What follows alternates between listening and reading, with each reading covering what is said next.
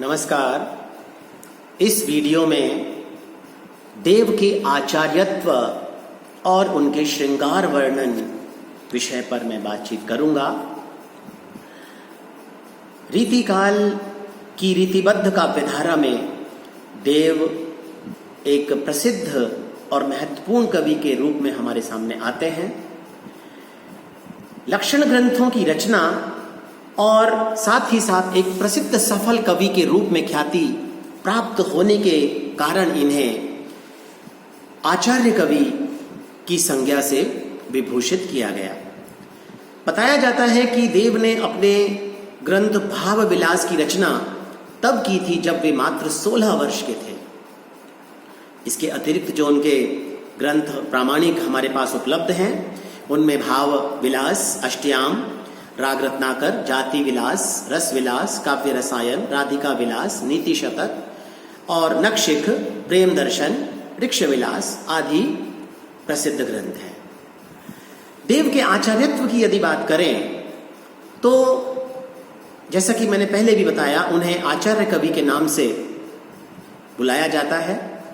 उनके ग्रंथों में आचार्यत्व के अनुरूप नायिका भेद, ऋतु वर्णन, रस अलंकार निरूपण, नखशिख वर्णन, शब्द शक्ति, काव्य, पिंगल नीति दर्शन आदि विशेषताएं, ऐसी विशेषताएं मिलती हैं जो कि उन्हें कवि होने के साथ साथ आचार्य के पद पर भी सुशोभित करती हैं। नायिका भेद का जितना प्रभावी और आकर्षक वर्णन देव ने प्रस्तुत किया है, उतना शायद किसी अन्य रीतिकालीन कवि ने नहीं किया। काव्यशास्त्र की परंपरा में देव ने कहीं कहीं तो परंपरागत मान्यताओं को स्वीकार किया है और कहीं कहीं वे मौलिक मान्यताओं की उद्भावना भी करते हैं। एक जगह पर देव शब्द को काव्य का शरीर, रस को उसका प्राण और अलंकार को उसका शोभाकारक धर्म मानते हैं। इसी तरह एक अन्य स्थान पर वे शब्द को काव्य का प्राण और अर्थ, मन, रसमय सौंदर्य को उसका शरीर घोषित करते हुए दिखाई पड़ते हैं। तो जहां तक मत विवेचन की बात है, उसमें यह विरोधाभास प्रभावशाली आचार्य की कोटि में नहीं ला पाता, लेकिन सामान्य रूप से देखने पर देव को शब्द शक्ति का मर्मज्ञ माना जा सकता है। वस्तुतः उनकी रचनाओं में इनके आचार्य रूप की तुलना में इनका कवि रूप अधिक उभरा हुआ दिखाई पड़ता है। देव को रीतिकाल का एक अत्यंत उच्च कोटि का रस सिद्ध कवि माना जाता है। डॉक्टर श्याम सुंदर दास ने देव के आचार्य रूप और कवि रूप दोनों की विवेचना की है। उनके अनुसार पांडित्य की दृष्टि से रीतिकाल के समस्त कवियों में कवि देव का स्थान आचार्य केशवदास से कुछ नीचा माना जा सकता है। कलाकार की दृष्टि से वे बिहारी से थोड़ा नीचे ठहरते हैं, लेकिन अनुभव और सूक्ष्मदर्शिता में उच्च कोटि की काव्य प्रतिभा का मिश्रण करने और सुंदर कल्पना की अनोखी शक्ति लेकर विकसित होने के कारण हिंदी काव्य क्षेत्र में सहृदय और प्रेमी कवि देव को रीतिकाल का प्रमुख कवि स्वीकार करना पड़ता है। इसी प्रकार आचार्य रामचंद्र शुक्ल भी देव की काव्य प्रतिभा की भूरी भूरी प्रशंसा करते हैं और कहते हैं कि देव कासा का अर्थ सौष्ठव और नवोन्मेष बिरले कवियों में ही मिलता है। रीतिकाल के कवियों में ये बड़े ही प्रगल्भ और प्रतिभा संपन्न कवि थे, इसमें संदेह नहीं। देव की रचनाओं में विषयों की विविधता बहुत अधिक दिखाई पड़ती है। किसी भी विषय को वे उठा लेते हैं और उसी पर बड़ी कुशलता के साथ रचना करते हुए आगे बढ़ते जाते हैं। लेकिन कहीं कहीं वे उस विषय को पूर्णता तक नहीं पहुंचा पाते। ऐसे स्थानों पर उनकी भाषा भावों के उन्मेष को नहीं संभाल पाती। देव में बिहारी के समान उक्ति वैचित्र्य का मोह तो मिलता है, लेकिन कई कई जगह ऐसा देखने में आता है कि वे इस उक्ति वैचित्र्य के मोह के कारण शब्दालंकारों का निरर्थक प्रयोग कर बैठते हैं। परंतु जहां तक पांडित्य प्रदर्शन, उक्ति वैचित्र्य, अतिशय अलंकरण इत्यादि प्रवृत्तियों पर वे विजय प्राप्त कर लेते हैं और भावों में डूब जाते हैं, छंदों को बांध देते हैं, वहां उनकी भाषा में मतीराम की भाषा के समान सहज गति आ जाती है। और यहीं पर उनकी सफल काव्य प्रतिभा का चरमोत्कर्ष दिखाई पड़ता है। आचार्य हजारी प्रसाद द्विवेदी ने भी देव की इसी विशेषता को देखा और उनकी प्रशंसा की। वे कहते हैं, जब देव अपने प्रिय और मनोवांछित विषय की व्यंजना का संकल्प करते हैं तो वे बिहारी और मतीराम दोनों के गुणों का सुंदर परिचय देते हैं। वे महज अलंकारों, प्रेमाभिव्यंजक शरीर चेष्टाओं और तिरछी टेढ़ी वचन और क्रिया से उत्तेजित होने वाले मादक चित्रों की वैसी ही सुंदर व्यंजना करते हैं जैसी अयत्नज अलंकारों, अनुरागजन्य मनोविकारों और परिस्थिति जन्य उक्ति वैचित्र्य की। इस प्रकार देव हिंदी में शास्त्रीय ढंग के पहले आचार्य हैं। उन्हें केशवदास से भी अधिक सम्मान प्राप्त हुआ और इसका सीधा साधा प्रमुख कारण यह रहा कि उनकी कविता में मौलिकता, सहज कवित्व शक्ति और श्रेष्ठ मिठास यानी माधुर्य मिलता है। देव और केशव के आचार्यत्व के संबंध में आचार्य रामचंद्र शुक्ल लिखते हैं कि रीतिकाल के अन्य कवियों की अपेक्षा ये दोनों आचार्यत्व में बहुत बढ़ चढ़कर हैं। इनके मुकाबले के लिए यदि कोई खड़ा हो सकता है तो वह केशवदास है। ये कहना कठिन है कि देव और केशवदास में आचार्यत्व में कौन बड़ा है, किंतु रीतिकाल के प्रवर्तक होने के कारण केशव का कार्य बहुत स्तुत्य है। केशव में पांडित्य अधिक है, देव की सी स्पष्टता नहीं है। कवित्व की दृष्टि से वे बिहारी के बराबर नहीं ठहरते, बल्कि अनुभव का विस्तार और सूक्ष्म दृष्टि से वे बिहारी से बड़े हैं, ऐसा मानना है आचार्य रामचंद्र शुक्ल का।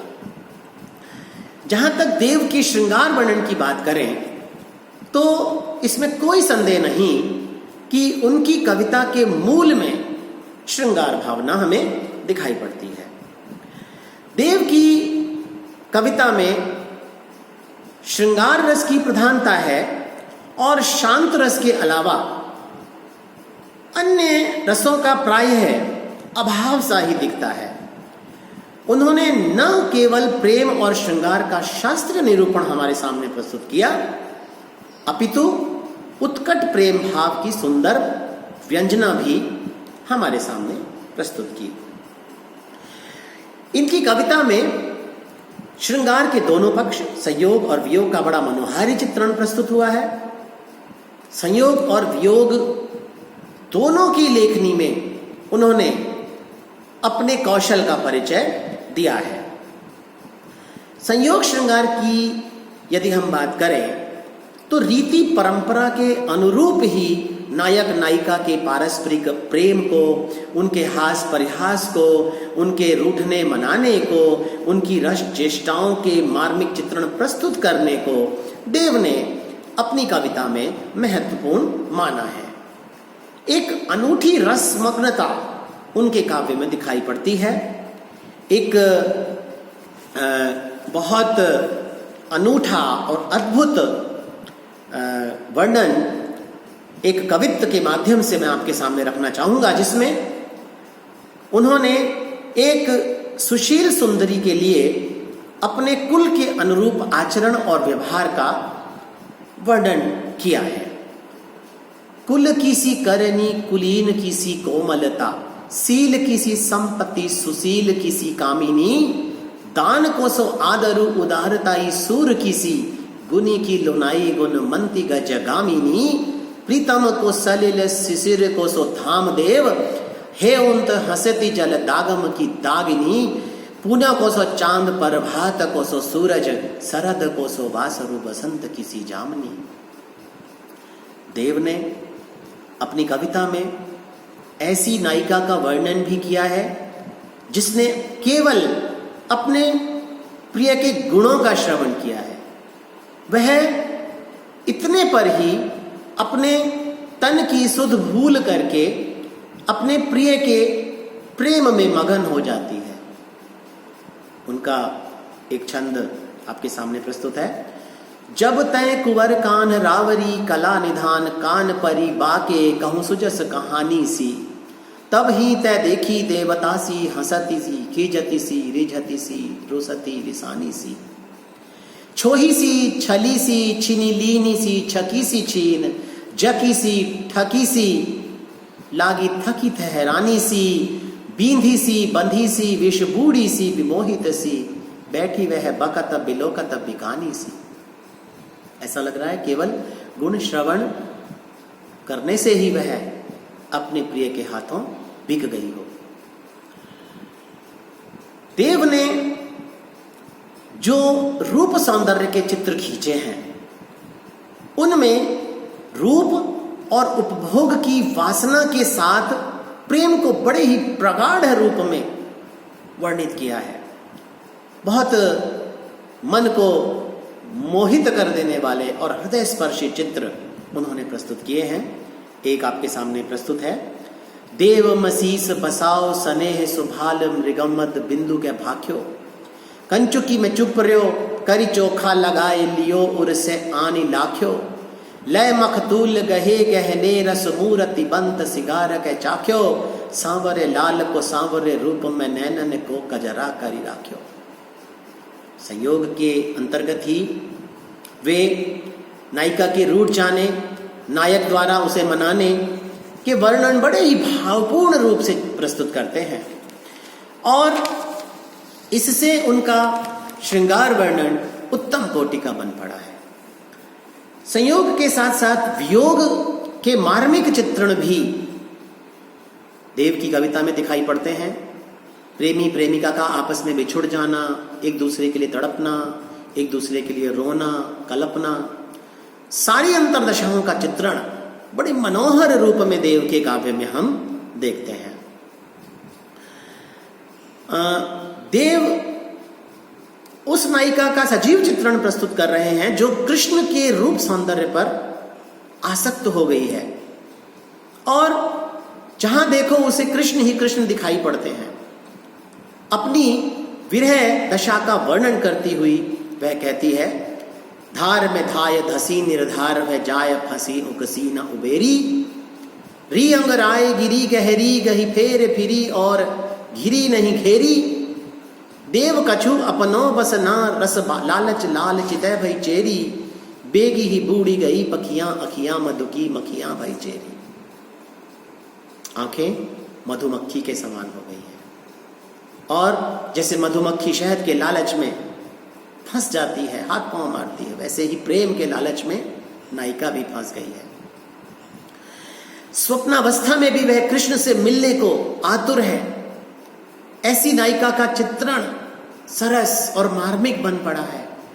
झेरी झेरी झीनी बूंदी है परत मानो, गहरी गहरी घटा घेरी है गगन में, आनी कहो श्याम मोसो चलो झूलिवे को आज, फूली न समाई भई ऐसी हो मगन में, चाहत उठाई उठी गई सो निगोड़ी नींद, सोए गए भाग मेरे जागे वा जगन में, आंखी खोली देखो तो न घन है न घन श्याम, वही छाई बूंदे मेरे आंसुए रिगन में। वियोग के वर्णन में गांभीर्य और गरिमामयता का समन्वय यदि देखना है तो देव की कविता में देखिए। बिहारी की भांति उछल कूद नहीं है उनके विरह वर्णन में। एक विरहिणी नायिका है। सांसनी ही में समीर गयो अरु आंसुनी ही सब नीर गयो ढरी। तेज गयो मुख लय अपनो अरु भूमि गई तनु की तनुता करी। देव जिमे मिली बेई की आस के आखऊ पास आकाश रह्यो भरी। जा दिन तय मुख फेरी हंसे हसी हेरी। जा दिन तय मुख फेरी हंसे हरी। हेरी लियो जो हरी हियो जो हरी। अपने कृष्ण के विरह में रोते रोते हुए गोपी की आंखें सूज कर लाल हो गई हैं। वियोगिनी आंखें जोगन के समान हो गई हैं। देव उसी का वर्णन करते हैं। बरुनी बगंबर में गूदरी पलक दो। कोई रात बसत भगोहे मेघ रखियां। बूढ़ी जल ही में दिन जामिनी हूँ जागे भोहे। धूम सिर छायो बिर हानल बिलखियां। अंशुबा फटिक माल लाल डोरे सैली पहनी। भई है अकेली तजी चेली संग सखियां। दीजिए दरस देव कीजिए संजोगिनी। ये जोगिनी है बैठी है वियोगिनी की आंखियां। इस प्रकार से कवि देव ने अपनी कविता में आचार्यत्व की परंपरा का पालन तो किया ही है, लेकिन एक कवि हृदय के रूप में भी वे हमारे सामने उस आचार्यत्व की समकक्ष खड़े हुए दिखाई पड़ते हैं। और साथ ही साथ श्रृंगार के दोनों पक्षों, श्रृंगार के संयोग और वियोग, दोनों रूपों का सजीव और मार्मिक चित्रण वे हमारे सामने प्रस्तुत करते हैं, जिसके कारण देव की कविता एक महान और उच्च कोटि की कविता